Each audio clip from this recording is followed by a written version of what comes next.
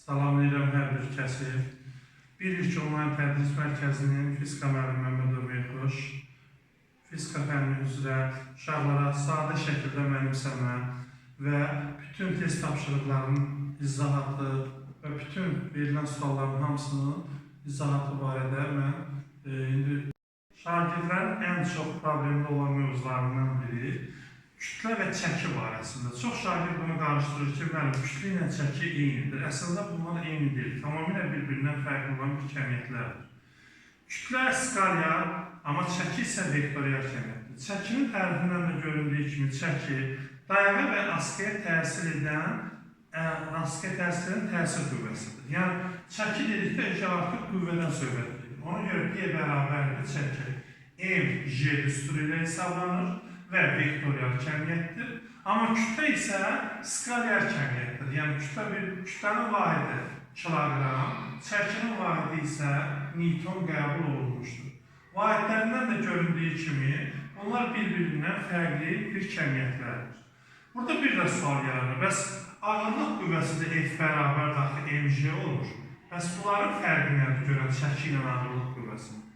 Burada çəki ilə qısaca olaraq ağırlıq qüvvəsinin fərqi ondan ibarətdir ki, ağırlıq qüvvəsi heç vaxt dəyişmir, həmişə mg olaraq qalır. Amma çəki artıb, azalıb və sıfır ola bilər. Doğrudan da hər hansı bir yuxarı qaldırılan cismi çətinliyi ilə qaldırıldığını müşahidə eləmişik. Aşağıya düşdükdə isə asanlıqla düşdüyü müşahidə eləmişik.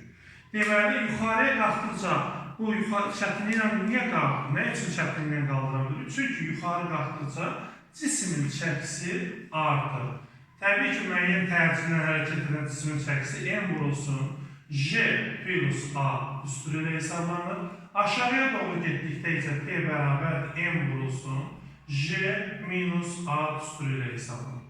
Üstürlərdən də göründüyü kimi, şaqili yuxarı yeyinləşən hərəkətdə çəki artır, şaqili aşağı yeyinləşən tərcihlə hərəkətdə isə çəkimiz azalır.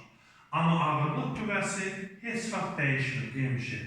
Cisim sərbəst düşərsə, sərbəst düşən cismin bilirik ki, tərcili sərbəst düşmə tərcihinə bərabər olduğu üçün aşağı gedən cismin düsturundan yazsaq P bərabərdir M, J minus A-da, J-nin yerinə A yazsaq, onda M vurulsun, J çıxılsın, A-nın yerinə J-də yaza bilərik. J-dən J çıxanı nə qədər? 0. İstənilən ədədi də sıfıra vurduqda sıfır alır. Deməli, sərbəst düşən cismin çəkisi də sıfıra bərabər olmuş olur. 3. Bu mövzunu da gördük ki, sadə şəkildə izah etdik. Bu cür mövzuların sadə şəkildə izahatını dinləmək və ya bilmək istəyirsinizsə bizə qoşulun.